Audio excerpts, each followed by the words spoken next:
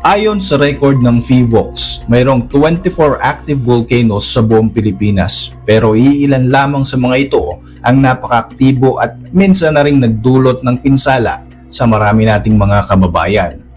Sa video na ito ay tampok ang pinaka mapaminsalang pagsabog ng bulkan sa Pilipinas. Sa sobrang tindi ng pagsabog ng ilan sa mga bulkan na ito, nagawa nitong burahin sa mapa ang napakaraming mga bayan. Ako po si Roy Z and welcome sa Kian Thoughts. Kung hilig mo ang mga ganitong videos, mag-like at mag-subscribe para lagi kang updated sa mga susunod na upload. Muli na namang nagparamdam ang Bulkang Taal. Ilang mga residente malapit sa lugar na ito ang nagkasakit dahil sa ibinuga nito na volcanic gases o VOG. Tatagpuan sa isla ng Luzon. Itinuturing itong chain of volcanoes sa pagitan ng bayan ng Talisay at San Nicolas at napalilibutan ng Taal Lake sa lalawigan ng Batangas.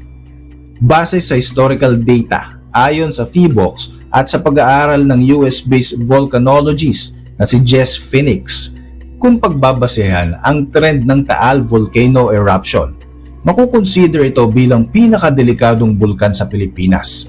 Isa rin ito sa pinakampaminsala ayon sa mga datos mula pa noong 16th century. January 30, 1911.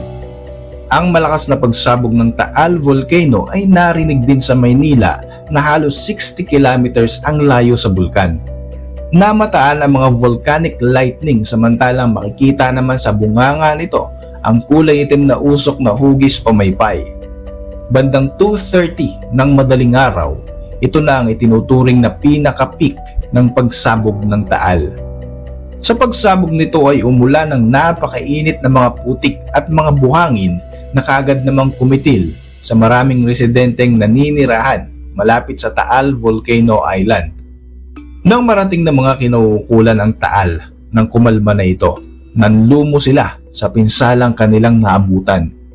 Tuluyan nang napinsala ang buong isla, kabilang ang 7 barangay dito at wala ni isa man sa kanila ang nakasurvive sa malagim na volcanic eruption na ito. Ayon sa tala, aabot sa 1,100 na katao ang nasawi, samantalang 199 naman ang nasugatan. Napakarami ng mga recorded eruption ng Taal Volcano since 1965 hanggang 1977.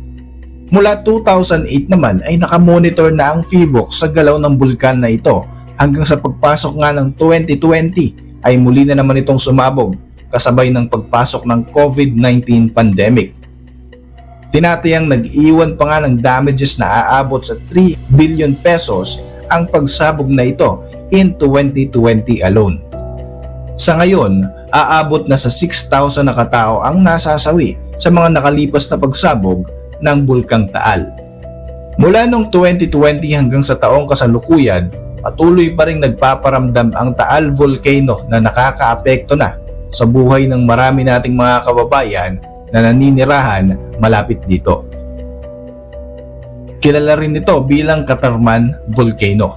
Matatagpuan ang Mount Hibok-Hibok sa Camiguin Island sa bahagi ng Mindanao. Ang bulkang ito ay isa sa pinakaaktibong bulkan sa bansa na nakahanay sa tinatawag na Pacific Ring of Fire. Tinatayang nasa 4 na beses nang sumabog ang Mount Hibok-Hibok sa ating modernong panahon na unang naitala noong 1827 at nasundan naman noong 1862. February 16, 1871, naramdaman sa isla ng Camiguin ang malalakas na paglindol na lalo pang lumakas ang intensity dahil sa pagkakaroon ng volcanic fissure mula sa Hibok-Hibok. Naglabas ito ng nagbabagang mga lava na tuloy-tuloy na umaagos sa karagatan sa loob ng 4 na taon na sumira sa ilang lugar sa Katarman. Dahil din sa patuloy na paglabas ng lava, dito na nabuo ang tinatawag na Mount Vulcan. Lumubog ang malaking bahagi ng isang kabayanan dito, kabilang ang isang sementeryo. Naging paalala sa maraming mga residente sa lugar na ito ang naiwang malaking kulay puting krus na itinuturing ngayon bilang isang tourist attraction sa lugar na ito na mas kilala bilang Camiguin Sunken Cemetery.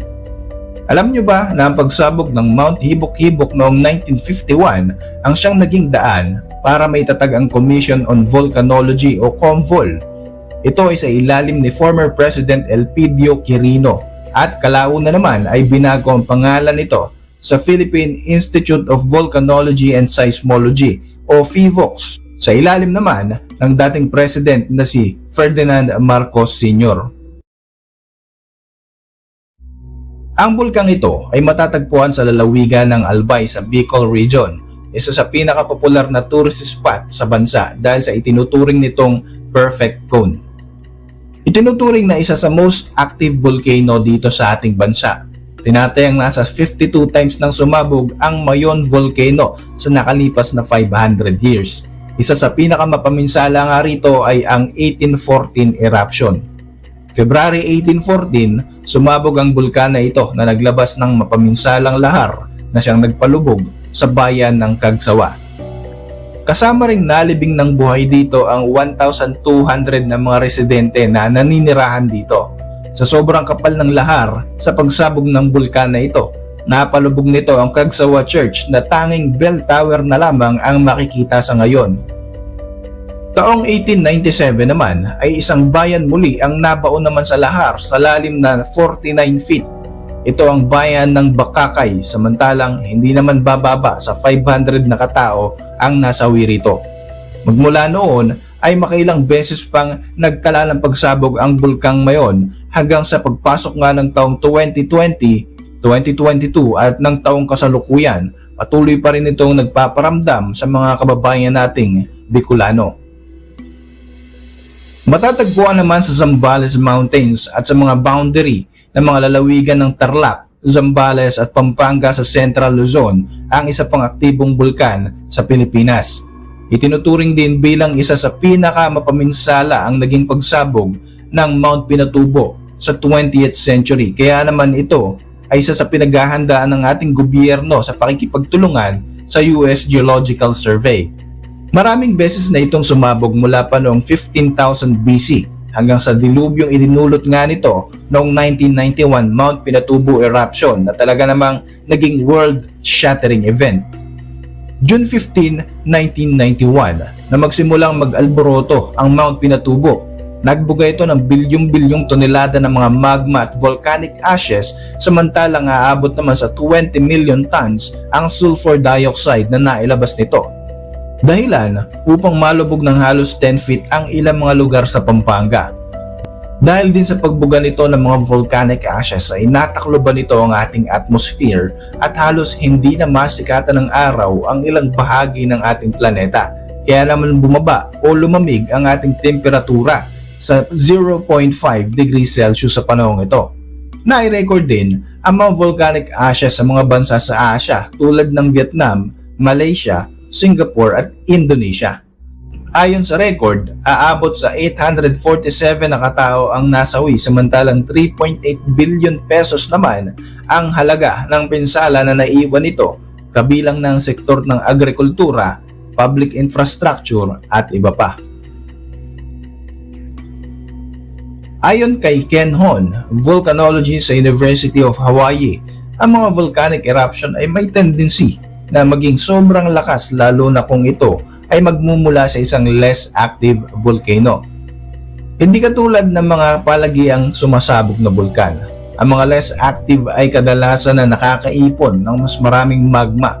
Kung sakaling may mga event na magti-trigger dito upang ito ay sumabog katulad ng lindol, ang pagsabog ng mga ganitong bulkan ay siguradong malaki ang idudulot na pinsala.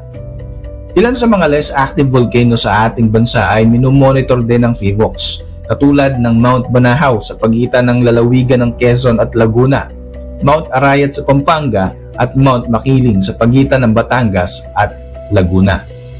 Para sa inyong reaksyon, mag-iwan lang ng komento sa ibaba ng video na ito.